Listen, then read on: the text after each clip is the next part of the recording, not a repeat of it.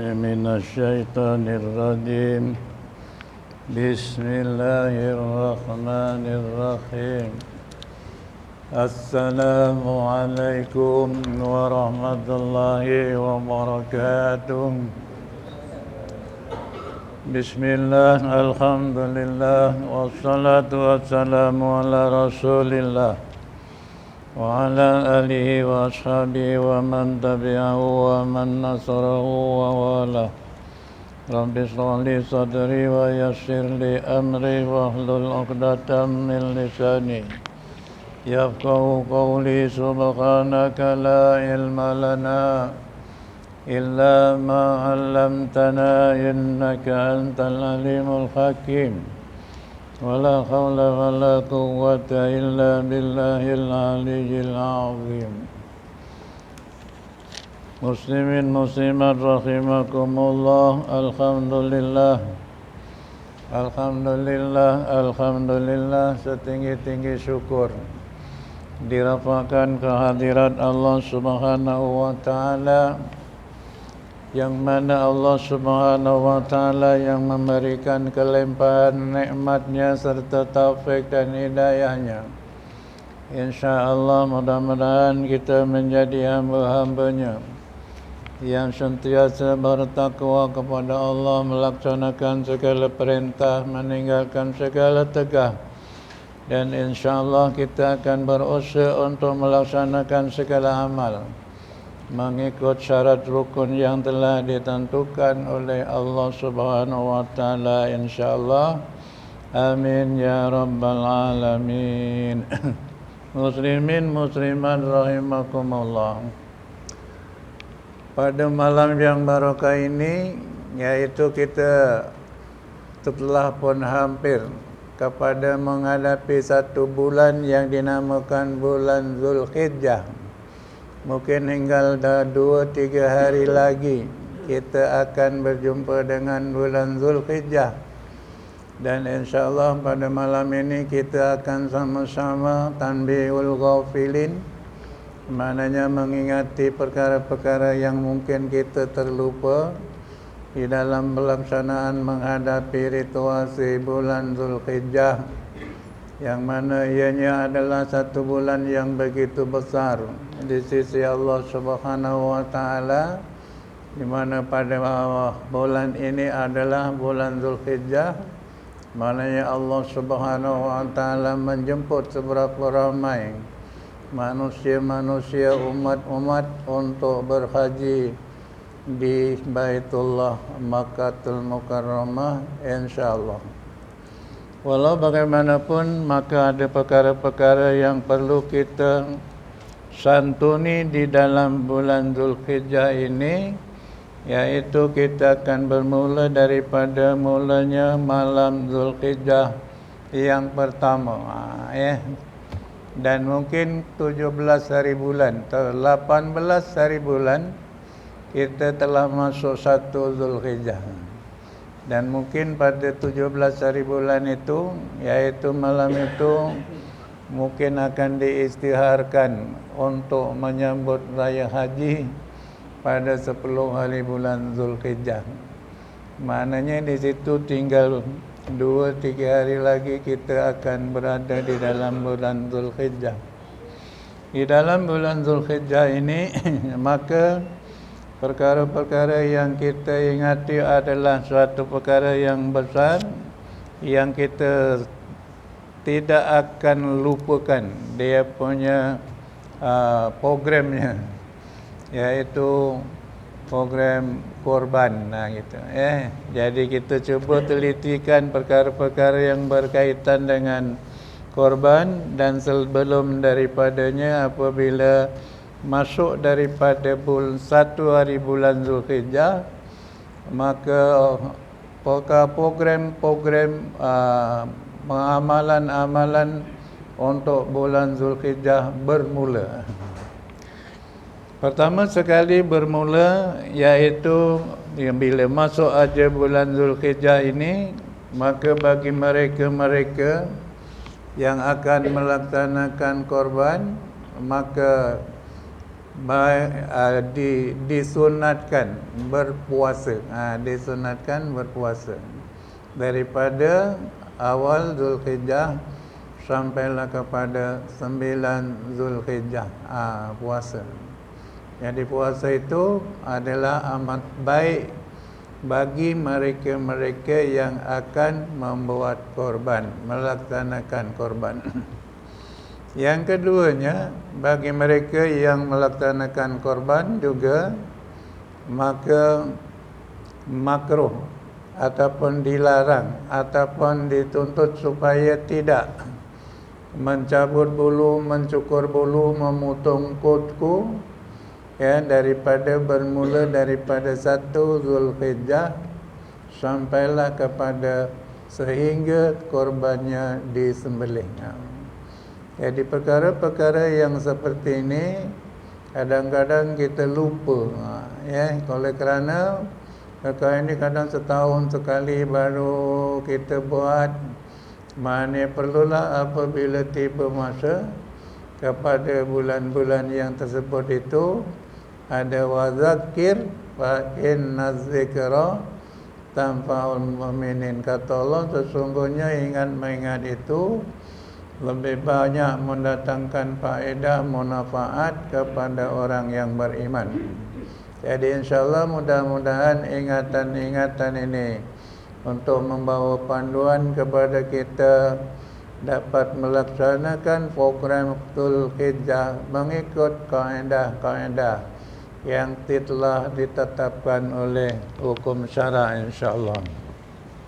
Muslimin muslimat rahimakumullah.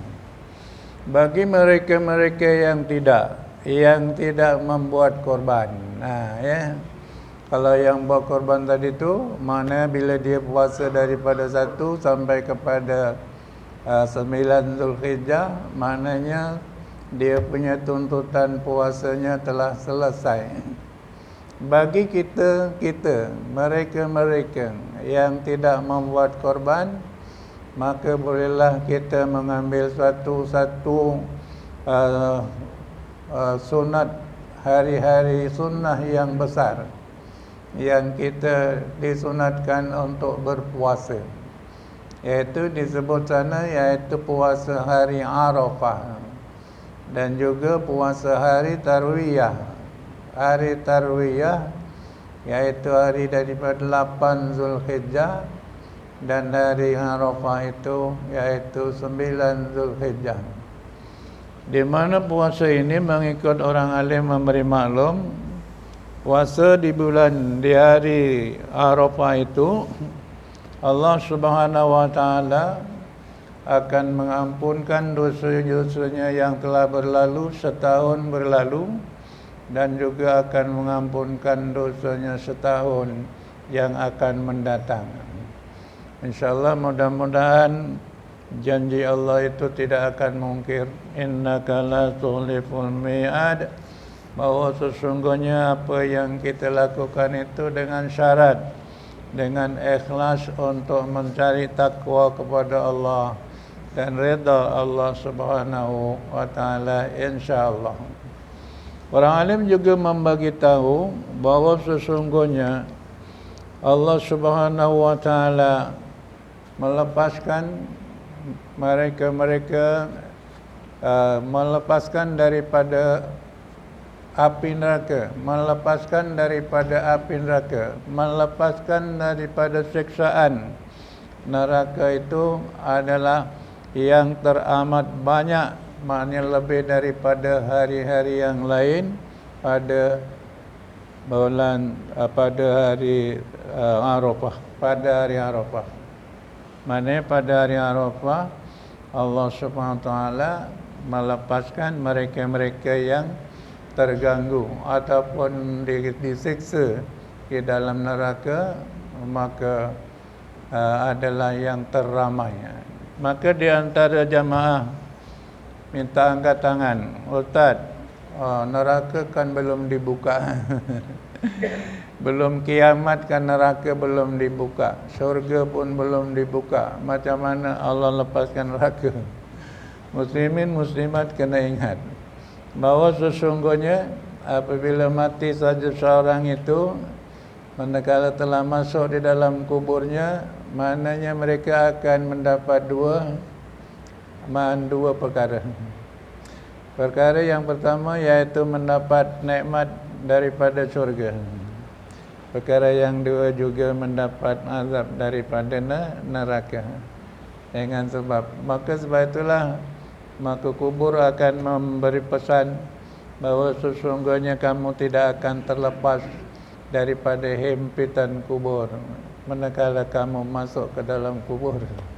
Tetapi bagi mereka-mereka yang mendapat keredaan Allah Subhanahu wa taala, mendapat keampunan Allah Subhanahu wa taala dengan amal-amal yang telah dilaksanakan di dalam mengelakkan diri daripada siksa kubur itu, maka Allah Subhanahu wa taala akan memberikan segala kenikmatan di dalam kuburnya. Sehingga nikmat kubur yang dia terima itu maknanya seolah-olahnya adalah begitunya lama nak menantikan hari kiamat. Tetapi dalam mereka yang telah diberi nikmat oleh Allah Subhanahu wa taala di dalam kuburnya itu, maknanya begitulah kita mendoakan kepada mereka yang telah kembali ke rahmatullah, dengan luas kuburnya diampunkan segala dosa-dosanya, dia diberikan kerahmatannya.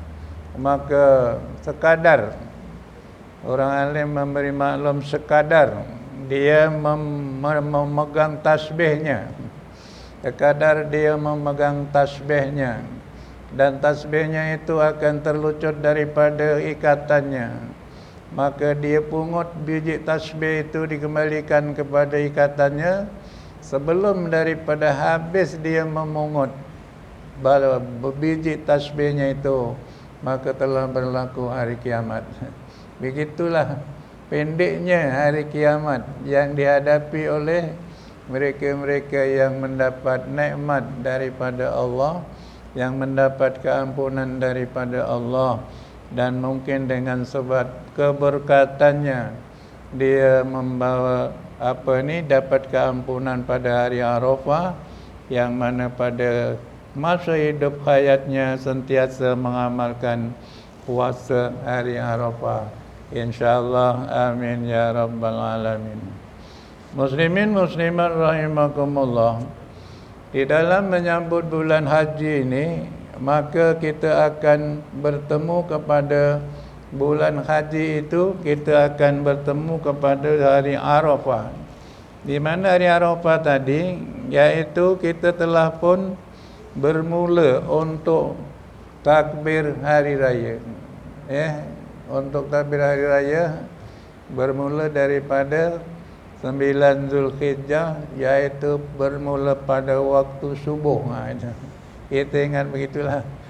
Jadi insyaAllah kita tidak akan melupakan kita punya amalan, kita punya program menyambut bulan raya haji ini dengan bermulanya takbir hari rayanya, iaitu pada waktu subuh 9 Zulhijjah. Jadi takbir hari raya haji iaitu bermula daripada itu, maka selama 5 hari 9 Zulhijjah, maka 10, 11, 12 dan 13. Hari Zulhijjah, hari Nahar dan 3 hari Tasyrik. Arafah, Nahar dan Tasyrik. Pada 9 waktu subuh, 11, 10, 11, 12, 13. Ini adalah waktu untuk kita bertakbir hari raya haji. Berbeza dengan hari raya Aidil Fitri, maka takbirnya hanya sekadar 1 malam sampai kepada mungkin pukul 10 aja ataupun pukul 8.30. 1 malam, masuk malam raya istihar daripada yang di-Pertuan Agong malam raya, maka kita barulah boleh takbir hari raya Aidil Fitri, dan berakhirlah takbir hari raya Fitri itu dengan takbirnya sembahyang hari raya di masjid-masjid di surau-surau. Ini yang terbanyaklah begitu. Jadi keadaan itu jauh berbeza dengan perkara yang tersebut itu. Walau bagaimanapun, maka raya haji ini adalah raya akbar. Rayanya sampai kepada berapa hari rayanya? Daripada nahar sampai kepada hari tasyrik. Hari raya nahar 10, hari tasyrik 3, 11, 12, 13. Maknanya 4 hari kita berhari raya. Takbirnya tadi 5 hari. Tapi rayanya adalah 4 hari. Kenapa raya 4 hari? Kerana apabila kita raya haji, maka hari tasyrik adalah dikira sebagai raya dan juga diharamkan berpuasa. Jadi puasanya haram daripada 1 hari daripada 10 hari bulan Muharram, 10 Muharram pula. 10 hari bulan Zulhijjah, 11, 12 dan 13, yaitu hari nahar dan hari tasyrik. Begitu juga program selanjutnya, yaitu adalah program udhiyah. Program udhiyah. Program udhiyah ini memang telah pun dilalui dengan begitu lancar, begitu lancar. Maknanya tidak ada perkara yang peliklah di dalam menguruskan korban. Kita membuat korban. Kalau dulu kita buat korban, tak payahlah kita nak pergi ke veterina ke, tak payah nak pergi bawa lembu itu pergi ke veterina ke, tak ada bayaran apa-apa ke untuk upah apa ni perkara-perkara tersebut.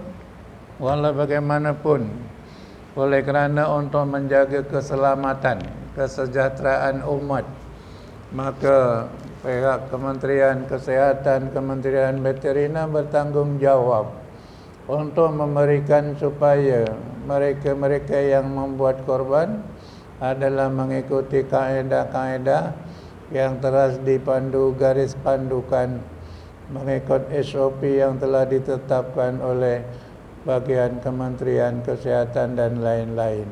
Jadi yang demikian itu, maka kita kena patuh juga akan perkara-perkara yang tersebut demi keselamatan, kesejahteraan umat, insya-Allah. Mudah-mudahan segala yang kita lakukan mengikut peraturannya, maka kita akan mendapatkan syafaat yang sebaik-baiknya. Muslimin muslimat rahimakumullah. Bila mana disebut korban, maka hukumnya adalah sekadar sunat muakkadah. Udhiyah sunat muakkad, melainkan ianya menjadi wajib dengan 3 perkara. Sunat muakkadah, maknanya udhiyah itu hukumnya adalah sunat. Yang mampu buat maka alhamdulillah, yang tak mampu buat maka insya-Allah kita berniat untuk akan melaksanakan apabila kita ada kemampuan. Walau bagaimanapun, oleh kerana kita ini ada kawan-kawan, maka adalah di antara mereka yang melaksanakan supaya sama-sama dapat korban itu, maka diadakan korban kongsi-kongsi. Daripada sunat muakkad tadi, maka oleh kerana dia akan menjadi wajib apabila dengan 3 perkara. Pertama sekali menjadi wajib korban itu, yaitu apabila ia dinazarkan.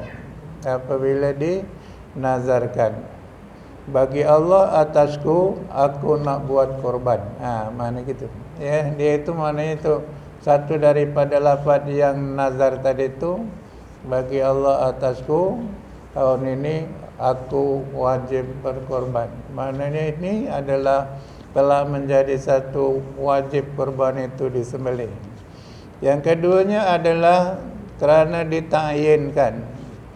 Ditayinkan maknanya ditentukan, ditetapkan, menetapkan satu-satu binatang itu untuk dijadikan korban. Bahawa bagi Allah atasku, maknanya binatang ini atau lembu ini untuk ku buat korban. Maka itu maknanya adalah korban yang ditetapkan. Yang ketiga apa? Yang korban jadi wajib. Yang ketiga apa? Yang ketiga yaitu korban wasiat daripada orang yang telah kembali ke rahmatullah. Sebelum daripada dia wafat, maka dia berwasiat kepada anak cucu mungkin.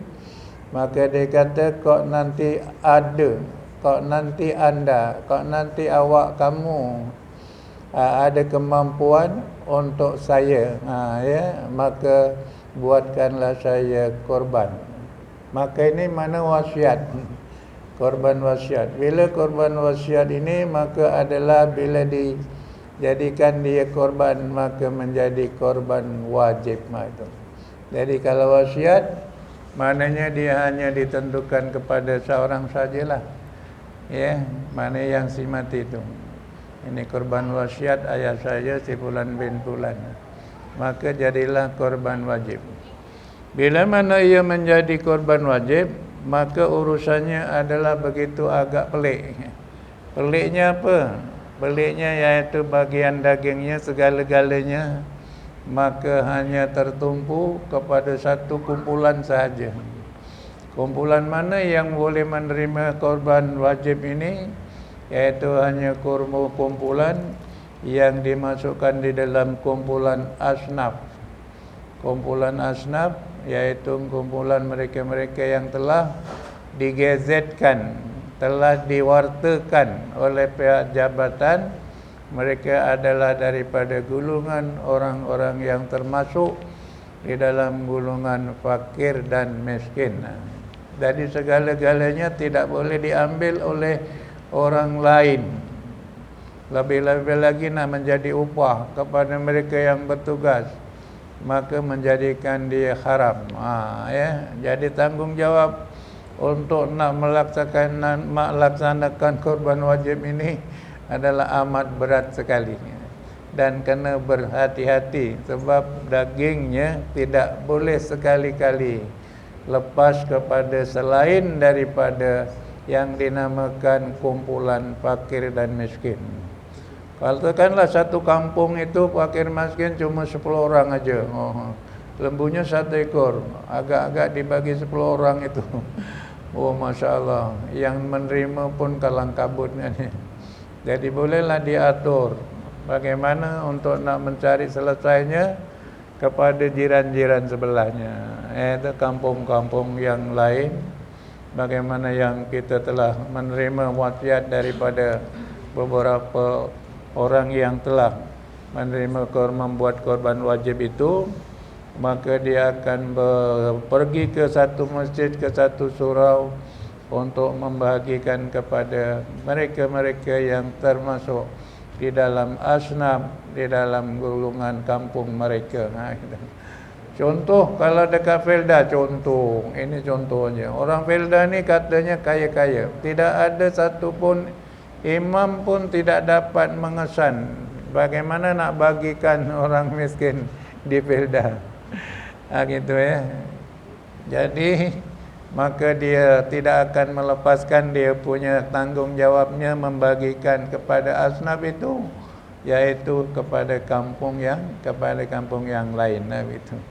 Jadi inilah perkara yang paling kita perlu ingat, bahawa sesungguhnya korban wajib itu dia punya pengurusannya agak begitu menyusahkan. Kenapa?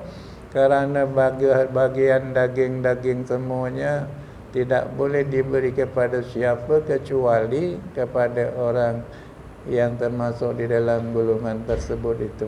Jadi insya-Allah mudah-mudahan kok ada di antara kita yang dipertanggungjawabkan untuk menjalankan korban wajib, maka ya begitulah dia punya urusannya.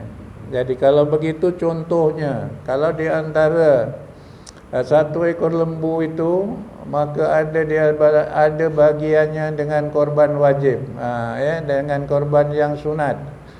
Maka kita kena bagi sebagaimana yang telah ditetapkanlah. Bagian yang 7, 1/7 ini kalau bagi 7 orang, maka tidak boleh diusik kepada yang lain kecuali untuk dibagikan kepada fakir dan miskin. Nah gitulah. Dia punya urusannya begitu mudah sebenarnya. Ya, tetapi nak melaksanakannya nanti kalang kabut juga.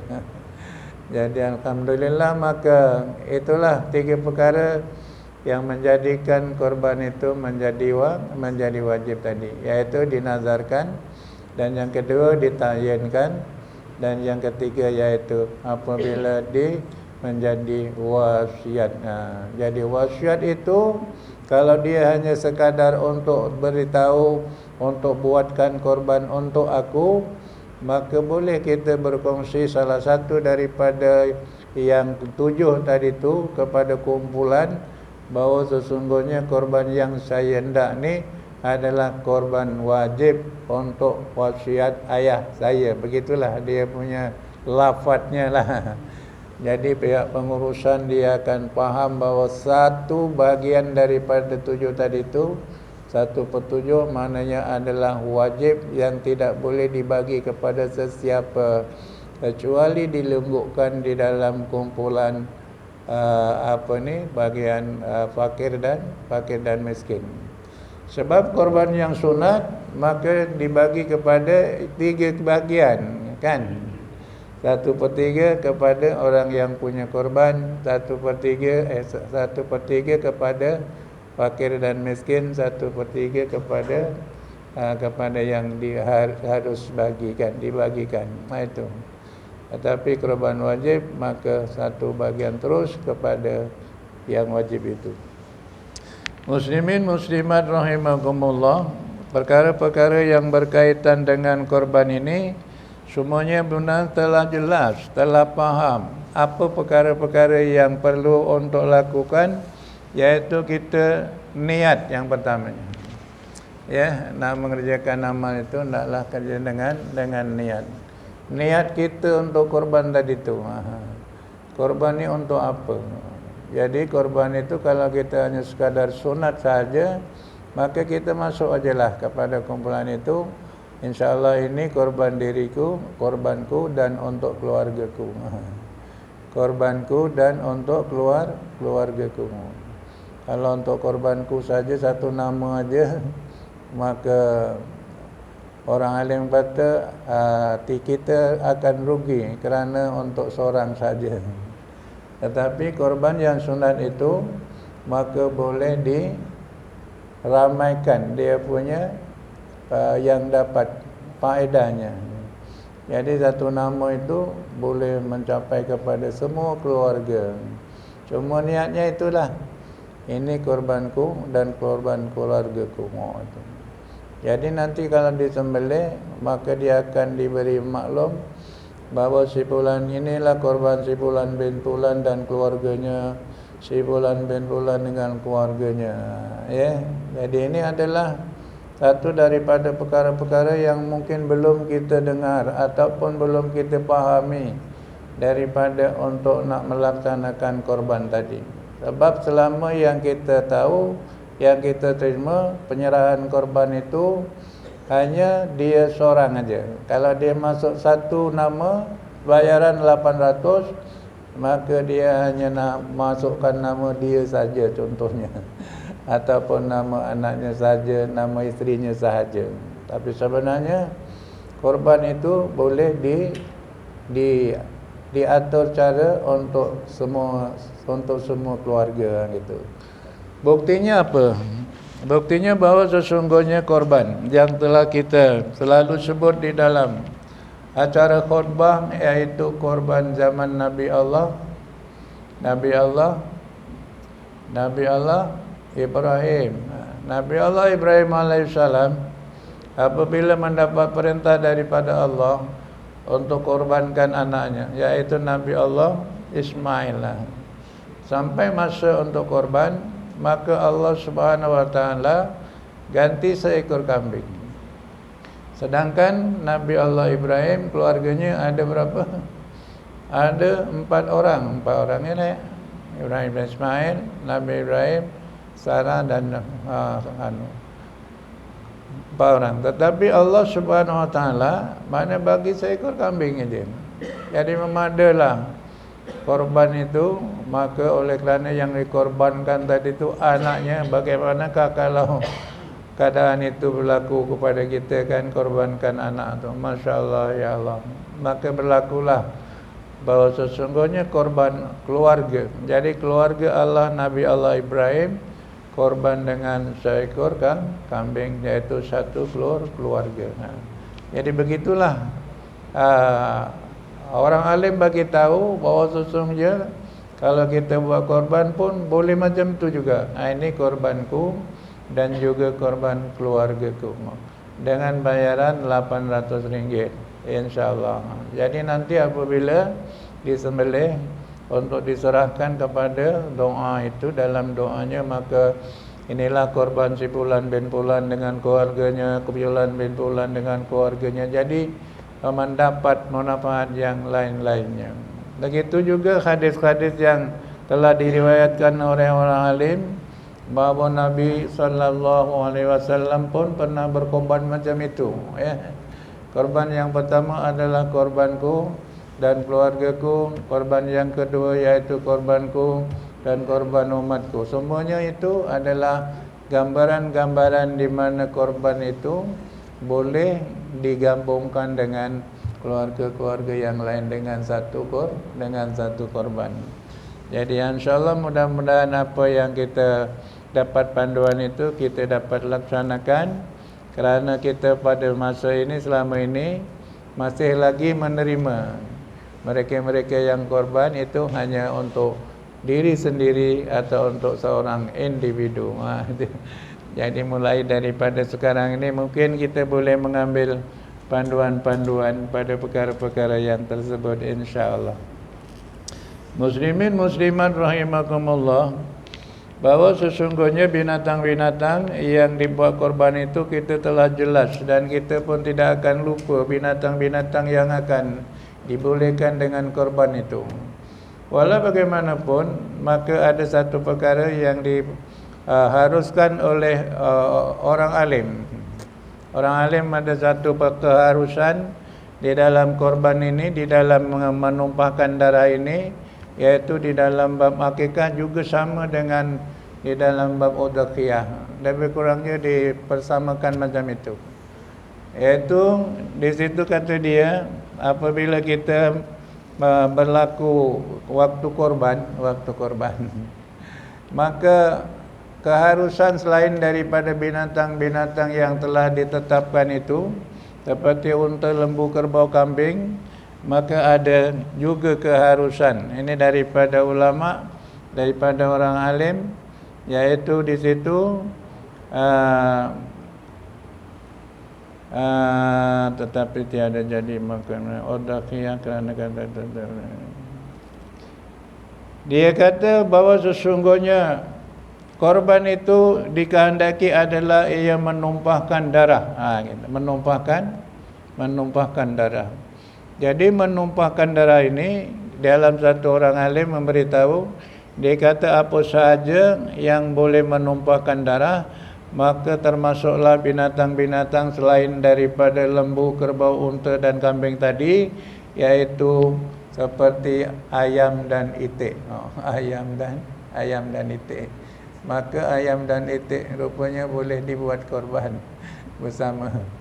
Ya, sebab itulah maka apabila orang Jawa lah, zaman dulu kita tahu orang Jawa je. Orang Jawa apabila begitu juga dengan bab akikah pun sama juga. Dia kata bahawa sesungguhnya ianya perlu menumpahkan darah. Jadi memadalah ia menumpahkan darah itu dengan sembelihan ayam ataupun itik, gitu ya. Ketika sembelih maka tiadalah jadi takbiratun ihram. Okey. Muslimin muslimat rahimakumullah, bahawa bila kita telah pun melaksanakan perkara-perkara yang perlu dilaksanakan di dalam untuk mengesahkan, untuk kita punya program udhiyah ataupun korban tadi, maka diterima oleh Allah Subhanahu Wa Taala dengan niat dan ikhlas tadi, maka kita pun telah serahkan dia punya pengurusannya, atau kita boleh sembelih sendiri dan urus sendiri. Maka kita ikut waktu di bagaimanakah waktu mula berkorban. Waktu mula disunatkan kita berkorban.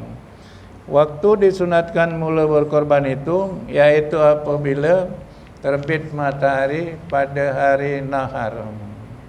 Waktunya terbit matahari pada hari nahar. Hari nahar itu hari raya haji. Terbit aja matahari, maka dah boleh dibuat korban. Tetapi waktu yang terbaik untuk melaksanakan korban itu iaitu apabila telah terbit matahari segala dan diikuti dengan sembahyang dan 2 khutbahnya. Maknanya kena kita buat yang terbaik waktunya adalah selepas daripada sembahyang hari raya haji. Jadi waktu terbaik matahari naik segala itu waktu yang harus sunat untuk kita menunaikan sembahyang raya haji, dan seterusnya selepas daripada sembahyang diikuti dengan 2 khutbah, dan lepas itu barulah itu adalah waktu yang terbaik untuk menyembelih korban. Bagaimanapun insya-Allah apa yang kita lakukan selama ini, bahawa waktu-waktu yang diberi maklum itu adalah waktu yang kita ikuti sepanjang-panjang tahun untuk menyembelih korban selepas daripada sembahyang hari raya dan juga dengan selepas daripada khutbahnya. Maka barulah kita memulakan program sembelihan korban tadi. Dan seterusnya di dalam kita punya korban tadi itu, maka korban-korban yang sunat tadi itu, maka kita pun telah faham bagaimana pengurusannya dengan bagian-bagian yang telah ditetapkan oleh mereka-mereka yang telah diberi tanggungjawab untuk pengurusannya. Maka setiap daripada korban itu maka dibagikan kepada 3 bagian, yaitu kepada yang wajib, kepada yang sunat dan kepada yang harus. Maka semuanya itu adalah perlu diperbaiki mengikut kaedah-kaedah yang telah ditetapkan oleh perkara-perkara yang berkaitan undang-undang peraturan udhiyah. Muslimin musliman rahimakumullah, bahawa sesungguhnya di dalam memilih binatang ini, maka binatang yang terpilih adalah pertamanya yaitu unta. Pertamanya yang dipilih adalah unta. Dan yang keduanya adalah kerbau dan lembu, dan yang ketiganya adalah kambing dan kibas. Gitu. Jadi tak ada binatang yang lain yang disebut di dalam ini, walaupun ada binatang-binatang lain yang telah dibela dengan dijinakkan. Contohnya binatang yang dinamakan rusa contoh, yang telah menjadi satu peliharaan yang banyak, tetapi rusa tidak termasuk di dalam binatang yang tersebut di dalam binatang sunnah untuk dibuatkan korban.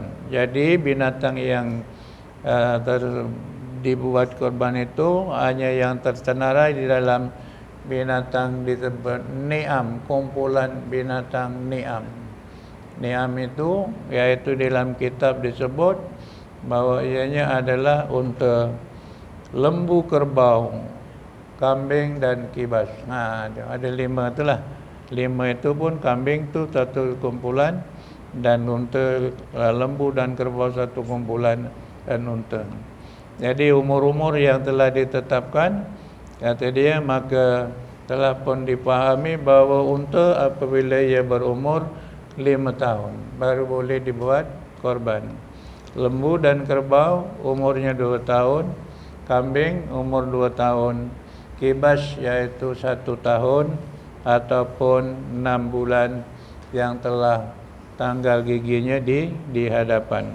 Jadi insyaAllah Maka itulah perkara-perkara yang dimaksudkan, iaitu kalau unta tadi umurnya 5 tahun masuk kepada 6 tahun, maknanya mesti kena lebih daripada 5 tahun walaupun 1 hari. Dan lembu dan kerbau itu, iaitu dan kambing, umurnya 2 tahun masuk yang ke 3 tahun, dan kibas umurnya 1 tahun atau yang bersalin 2 gigi di hadapannya. Jika tiada sampai umur 1 tahun sekalipun, maka disyaratkan bersalinnya kemudian daripada umur 6 bulan. Ya, dia punya gigi tadi tanggalnya adalah yang lepas daripada umur 6 bulan. Kibas, maka dah boleh dibuat korban dan boleh dibuat akikah. Dari yang lain tadi tu, maka hendaklah ia melebihi umur yang telah ditetapkan tadi, iaitu unta dengan 5 tahun lebih masuk kepada 6 tahun. Dan maknanya 5 tahun lebih. Kalau lembu dan kerbau dan kambing, maknanya 2 tahun masuk umur yang ke 3 tahun, mana 2 tahun lebih. Dan kibas saja yang dia punya umurnya iaitu 1 tahun atau setahun, bukan 1 tahun lebih, tetapi 1 tahun atau bersalin 2 gigi di hadapannya jika tidak sampai umur 1 tahun sekalipun, tetapi disyaratkan bersalinnya kemudian daripada 6 bulan. Jadi kalau kibas tadi itu tak cukup 1 tahun pun boleh juga, telah dibolehkan untuk buat korban, tetapi dengan syarat bahawa ianya telah bergugur giginya di hadapannya, gigi yang hadapannya setelah umur 6 bulan, terlepas daripada umur 6 bulan. Itulah perkara-perkara yang berkaitannya. Mengenai dengan perkara yang dikatakan apa tadi, sah diberbuat udhiyah itu unta, lembu dan kerbau dan kibas atau kambing. Dengan syarat-syarat sah udhiyah hendaklah ada ia daripada binatang tersebut. Tetapi daripada Ibnu Abbas radhiyallahu an, padanya dikata dengan menumpahkan darah jua. Ini tadi yang saya katakan pada awal tadi. Dan jikalau daripada ayam atau itik sekalipun, seperti yang dikatakan oleh Medani dan Syekh Bagi Al-Bajuri, menyentuh supaya menyuruh bertaklid akan dia, dan dia kiaskan atas udhiyah itu adalah akikah, iaitu menyuruh ia akan orang yang dapat anak bahawa memperbuat akikah dengan ayam jantan atas mazhab Ibnu Abbas radhiyallahu an. Maka afdalnya unta. Jadi di situlah maka kita dapat maklumat itu. Sebab itulah orang-orang zaman biyen, ya orang Jawa, apabila dia dapat anak, melahirkan anak atau lahir cucu, maka dia akan dibuatkan brokoan, kata orang Jawa. Bahasa Jawa ni brokoan, iaitu disembelihkan ayam jantan. Atas dasar apa? Atas dasar bahawa sesungguhnya akikah dan udhiyah itu adalah dengan menumpahkan darah. Maka sebagian daripada ulama untuk membawa perkara yang tersebut itu memberikan kemudahan kepada mereka untuk nak menumpahkan darah tadi itu dengan akikah tadi, maka juga boleh membuat akikah tadi dengan dengan ayam dan itik. Kalau kita agaknya boleh, bagus juga tak? Kalau hari raya haji tu, maknanya oleh kerana kita tak mampu nak sembelih kambing, tak mampu nak sembelih lembu, ya, tak mampu nak masuk kumpulan kumpulan korban, maka kita bolehlah beli ayam jantan. Disebut di situ ayam jantan ke ayam aja? Ayam dan itik aja kan? Dia tak bercakap ayam jantan. Tapi orang jalan dulu. Tapi disebut juga sini ayam akikah dengan ayam jantan. Akikah dengan ayam jantan, gitu. Jadi kita bolehlah Ya, kalau sekiranya dah tak mampu betul dan kita ingin nak buat korban, maka bolehlah sembelih ayam jantan niat korban. Ini korban bagiku, ya, seekor ayam jantan sembelih. Jadi alhamdulillah, makilah sebagian daripada perkara-perkara yang berkaitan dengan untuk kita menyantuni, untuk kita melaksanakan program-program di dalam bulan Zulhijjah. Jadi yang penting, maka bahawa sesungguhnya kita ambil satu kesempatan untuk mendapat kebesaran hari Allah Subhanahu Wa Taala tadi, maka digalakkan supaya kita mengambil puasa 2 hari. Sekurang-kurangnya tadi. Satu dinamakan puasa Tarwiyah, iaitu puasa hari 8 Zulhijjah, hari yang ke-8 Zulhijjah, dan puasa Arafah, iaitu puasa 9 Zulhijjah. Jadi insyaAllah sedikit panduan daripadanya. Walau bagaimanapun, maka sekadar untuk kita mengingati program-program supaya kita tidak akan